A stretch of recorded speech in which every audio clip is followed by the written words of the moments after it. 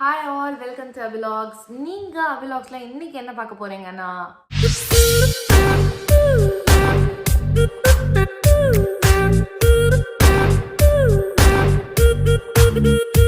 Ireland then and now பார்க்க போகிறீங்க. தென் அப்படின்னு சொல்லும் போது எந்த இயரை பார்க்க போகிறோம்னா 2018. பிகாஸ் 2018 தான் நான் அயர்லாண்ட் வந்தேன். ஒரு ஒன் வே டிக்கெட்டோட மாஸ்டர்ஸ் படிக்கிறதுக்கு வந்தேன். ஸோ அந்த இயர் எப்படி இருந்தது, இப்போ 2024 என்னெல்லாம் மாறி இருக்கு அப்படின்றது தான் நம்ம இந்த வீடியோவில் பார்க்க போகிறோம்.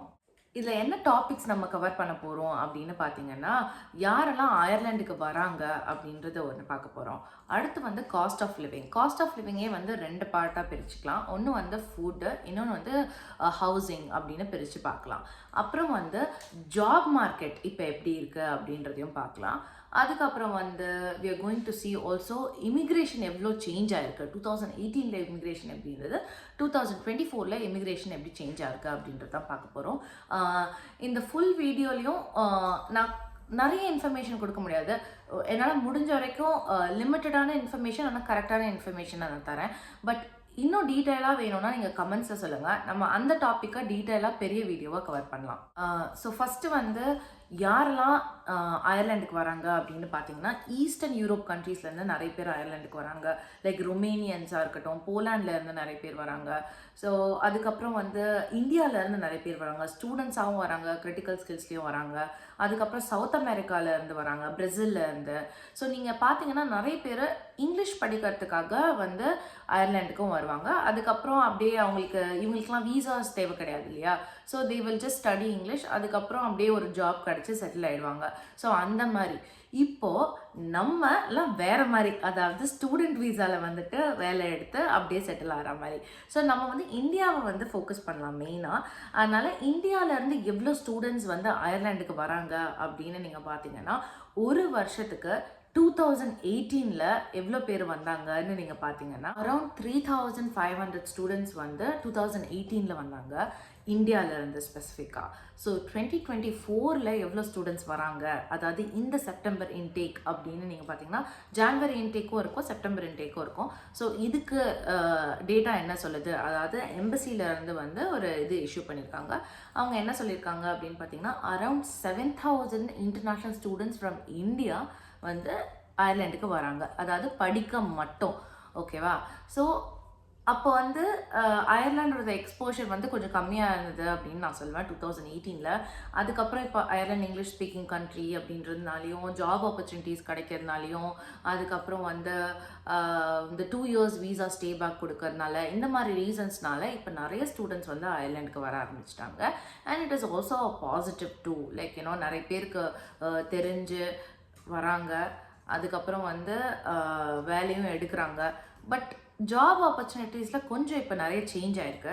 நம்ம இப்போ அதை பற்றி தான் நெக்ஸ்ட் பேச போகிறோம். ஸோ 2018 நான் எப்படி ஜாப் எடுத்தேன் அப்படின்னு பார்த்தீங்கன்னா, ஐ வாஸ் ஸ்டடிங் இல்லையா, மாஸ்டர்ஸ். நான் ப்ராஜெக்ட் மேனேஜ்மெண்ட் முடிச்சுட்டு தீசிஸ் முடிக்கும் போதே எனக்கு ஒரு ஜாப் கிடைச்சிது. நான் அந்த ஜாப்க்கு நிறைய ரிஜெக்ஷன்ஸ் வந்தது.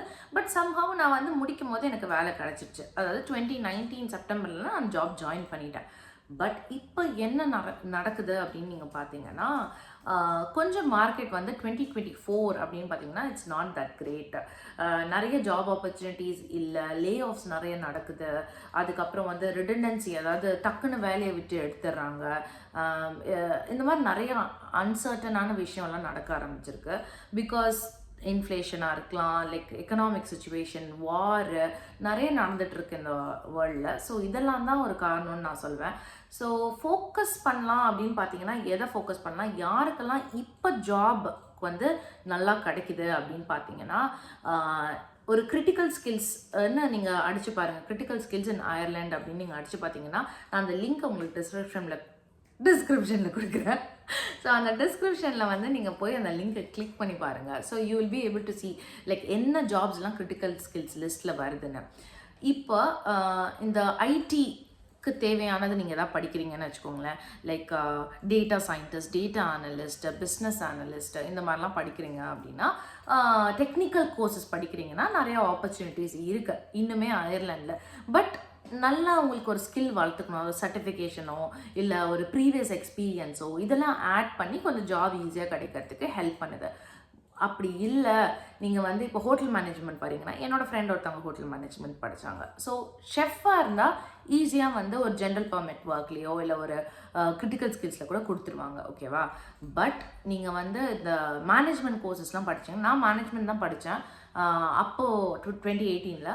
பட் இப்போ மேனேஜ்மெண்ட் கோர்சஸ்லாம் படித்தா கொஞ்சம் கஷ்டமாக இருக்குது. இங்கே யாரெல்லாம் இருக்காங்களோ அவங்களுக்கு தான் நிறைய ஆப்பர்ச்சுனிட்டிஸ் கொடுக்குறாங்க மேனேஜ்மெண்ட் லெவல் அந்த மாதிரி கோர்சஸ் படிக்கும்போது.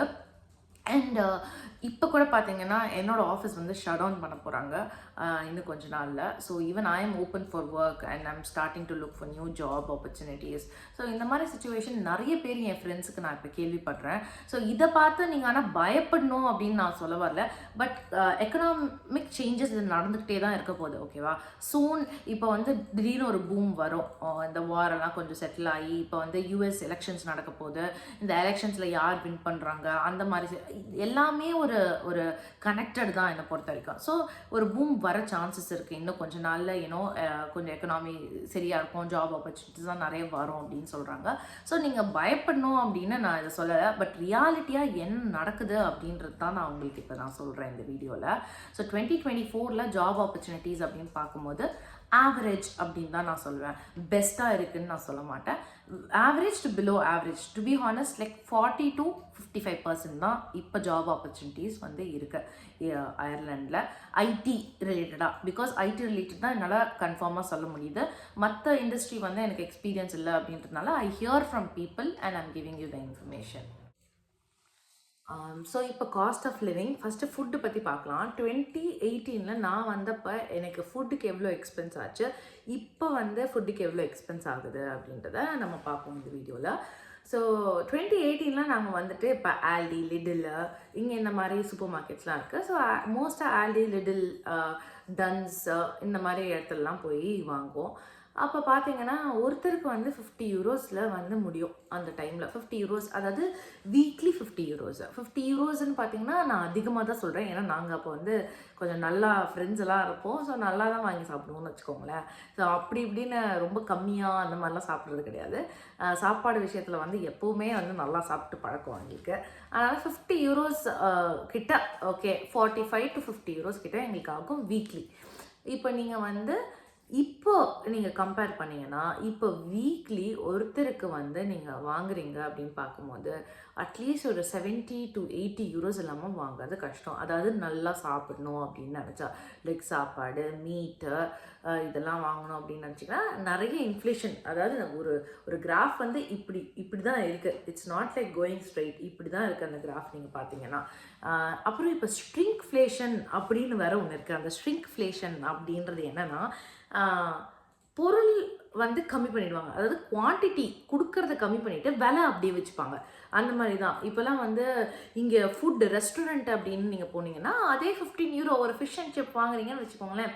அப்போ வந்து 14 யூரோன்னு வச்சுக்கோங்க ஒரு ஃபிஷ் அண்ட் சிப்பை. அதே 14 யூரோ 15 யூரோ தான் இப்பயும். ஆனால் என்ன பண்ணிட்டாங்க, அப்போ வந்து இவ்வளோ பெரிய ஃபிஷ்ஷு, ஓகேவா, இவ்வளோ பெரிய ஃபிஷ்ஷு வந்து ஃபிஷ் அண்ட் சிப் கொடுத்தாங்க. இப்போ வந்து இவ்வளோ சைஸ் கம்மி பண்ணிட்டாங்க.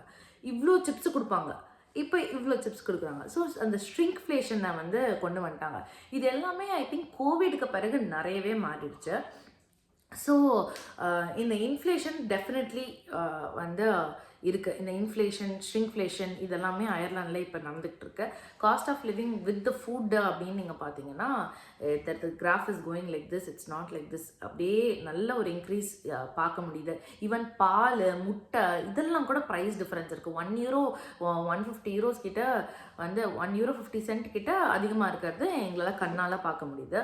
ஸோ ஆனால் சேல்ரி மட்டும் அதே மாதிரி சேல்ரி தான். பயங்கரமாக சேல்ரி இன்க்ரீஸு அதெல்லாம் எதுவுமே கிடையாது. இந்த ஹைக்கெலாம் வந்து பார்த்திங்கன்னா நம்ம ஊர்லையாவது வந்து ஒரு 15%, 20%லாம் கொடுக்குறாங்கன்னு நினைக்கிறேன் இந்தியாவில். இங்கெல்லாம் வந்து பேசிக் ஹைக் அப்படின்னு பார்த்தீங்கன்னா 6% தான்.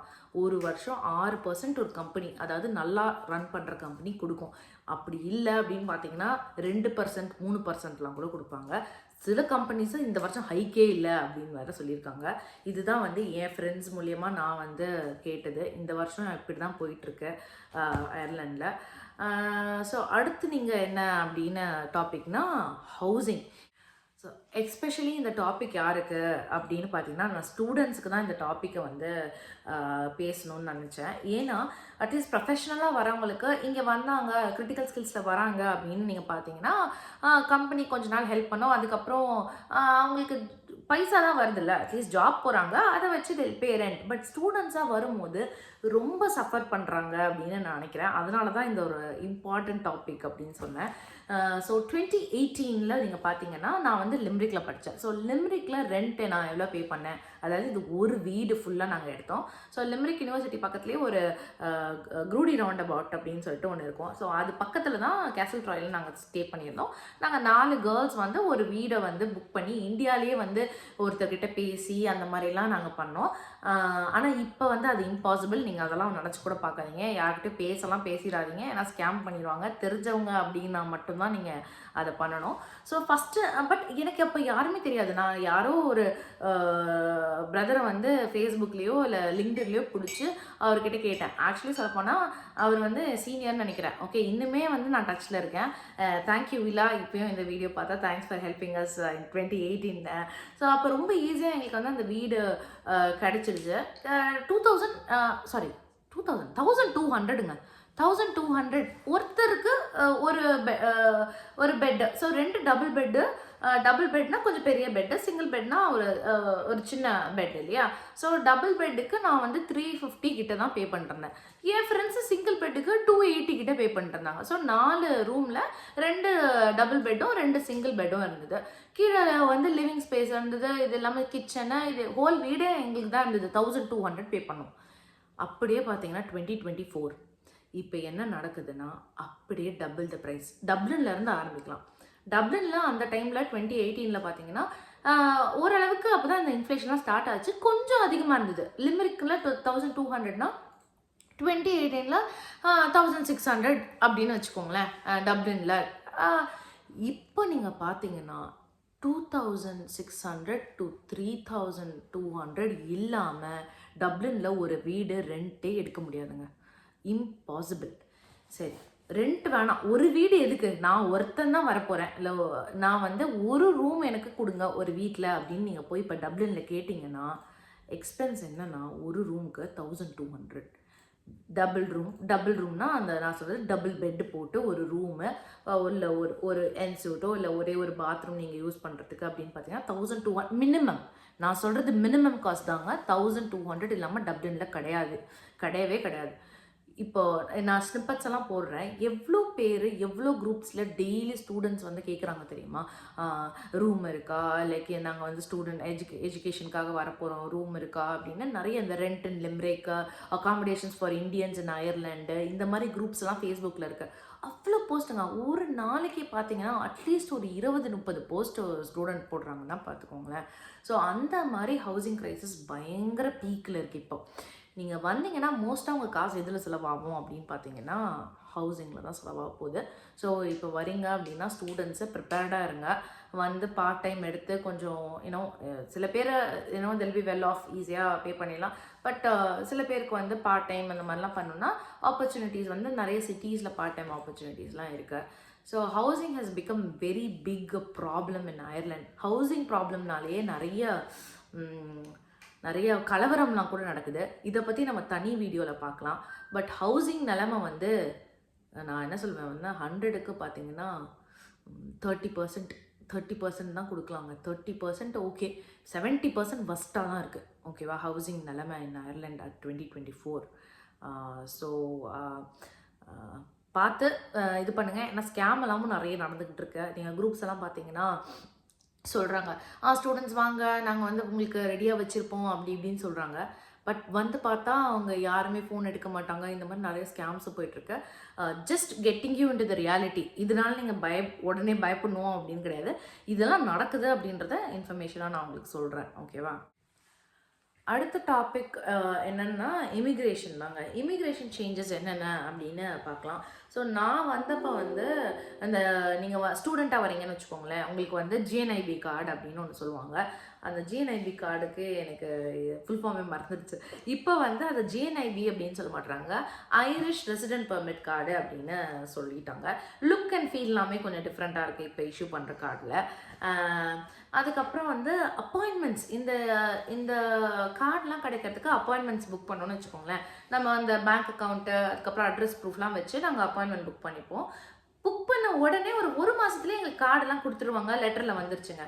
இப்போ பார்த்தீங்கன்னா 2023 2024ல் ரொம்ப டைம் ஆகுது போல் இதுக்கு. இப்போ ஸ்டூடெண்ட்ஸ் வந்து அப்ளை பண்ணுறாங்க அப்படின்னு பார்த்தீங்கன்னா இட்ஸ் டேக்கிங் லைக் 2 months எல்லாம் ரொம்ப கம்மி நான் சொல்கிறது.